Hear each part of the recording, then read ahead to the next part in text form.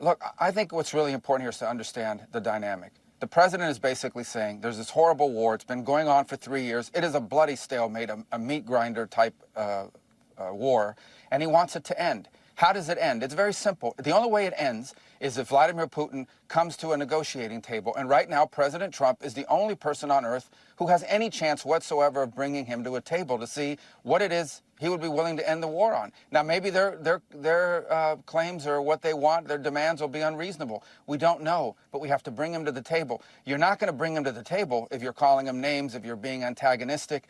That's just the president's instincts from years and years and years of putting together deals as someone who's in business. And that's the only goal here. Let me just stop you there for 1 second. Why is it a war with no end in sight? Why is it okay to call President Zelensky Why is it okay to call President Zelensky a dictator, but not, as you say, call Vladimir Putin names? Listen, we've spent 3 years calling Vladimir Putin names. That's not the point. The point that we're at now is we're trying to get the man to a table, the Russians. And I've said from the very beginning, maybe they don't want a deal either. We don't know. But we haven't talked to them in 3 years. But maybe they do. The point is, do we want to make... I would ask everybody this. If there are no negotiations, what is the alternative? Another 4 years of war, another 3 years of war, in which the United States and Europe continues to pour billions of dollars into a war in Ukraine? Is that the alternative?